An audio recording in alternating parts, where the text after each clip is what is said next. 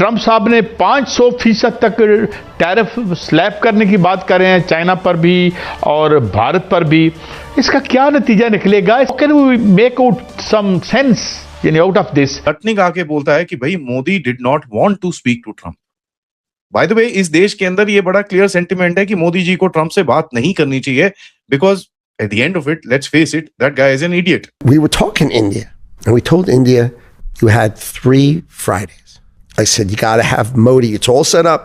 You have to have Modi call the president. Emmanuel Macron ने जो भारत है, it cannot be a vassal state. फिर उसने कहा कि मैं इंडिया के साथ मिलके अफ्रीका समिट करने जा रहा हूं मई में, और मैं इंडिया भी जा रहा हूं फरवरी के अंदर। दुनिया मानती कि ये it's a great experiment, stable, high growth. बहुत लोगों को उससे इंडिया ने इंस्पायर किया था। They were uncomfortable doing it. So Modi didn't call. Wow. We're talking about a trade deal with Russia, with bloody Israel. EU के साथ ये महीने के एंड में हो जाएगा। फ्रांस के मैक्रोन आ रहे हैं यहाँ पर, जर्मनी के Merz is coming, major submarine deals, पूरा EU का कैबिनेट इज कमिंग हियर। ठीक है, that's called a trade deal. Australia का से ये एक बड़ा जो दावा है वो किया गया था। अमेरिका फिलहाल इसको मानने के लिए तैयार नहीं था। यूक्रेन के सदर ज़ेलेंस्की की तरफ से इसका इनकार कर दिया गया था। बाद अज़ा हमने ये भी देखा कि एक रशिया के सफ़ीर की तरफ से जो सबूत है ड्रोन से मिलने वाले, जो उसके कंपोनेंट से अज्जा थे, वो भी अमेरिकी हुकाम को दिखाए गए ताकि इस बात को पुख्ता किया जा सके ज़ेलेंस्की के अगेंस्ट, जिसके अंदर ये बताया जा सके कि देखिए कि जो ज़ेलेंस्की हैं यूक्रेन के सदर, उन्होंने जंगी कानून की खिलाफ वर्जी करते हुए पुतिन के घर को निशाना बनाने की कोशिश की है। लेकिन बहरहाल जैसा कि मैंने कहा कि यूक्रेन के सदर ज़ेलेंस्की ने इसकी तरदीद कर दी थी और अमेरिका भी मुकम्मल तौर के ऊपर उसने इस बयान के ऊपर इत्तेफाक नहीं किया था। लेकिन बहरहाल पुतिन की तरफ से तो ये पुख्ता था कि हमारे घर के ऊपर या मेरे घर के ऊपर हमला हुआ है और इसका जवाब यकीनन दिया जाएगा। लेकिन ये जवाब दिया जाना था, उससे पहले हमने देखा एक और वाक़या हो जाता है।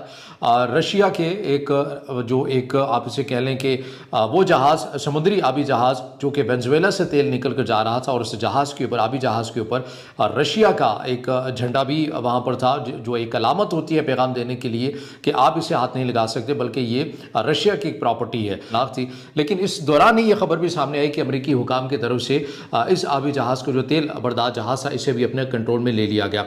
रशिया की तरफ से ज़रूर जो मदद है वो भेजी गई ताकि अमेरिका के ऑपरेशन नाकाम किया जा सके, लेकिन रशिया की जो सपोर्ट थी वो बर वक्त अपने इस जो तेल बर्दार जहाज़ था, आबी जहाज़, उस तक नहीं पहुंच सकी। लेकिन कुछ रिपोर्ट्स के मुताबिक ये भी बताया जा रहा है कि इस जहाज़ के साथ ऑलरेडी रशिया की आबदोज़ें थी, लेकिन उन्होंने कोई एक्शन नहीं लिया है। लेकिन अब जो खबर सामने आ रही है, यानी कि आज की तारीख की अगर हम देखते हैं 9 जनवरी 2026 की, इसके अंदर रशिया की तरफ से यूक्रेन के 2 शहरों को खसूसी तौर के ऊपर टारगेट किया गया और अपने इंतहाई मोहल्लक किस्म का जो मिसाइल है उसके ज़रिए यूक्रेन के इन 2 शहरों को निशाना बनाया गया। इस हमले की क्या तफसीलात है, इससे मुतालिक बताया जा रहा है यूक्रेन के शहर कीव और लवीव में 36 मिसाइलों और 242 ड्रोन से यह हमला किया गया है, जिससे तवानाई के निज़ाम को शदीद नुकसान पहुँचा है और 4 अफराद हलाक भी हुए हैं। इसके अंदर ऑरिशनिक जो मिसाइल है रशिया का, उसका इस्तेमाल किया गया है। और इसमें आपको मालूम है कि इससे पहले ये तकरीबन रशिया और यूक्रेन का जब से ये कॉन्फ्लिक्ट चल रहा है,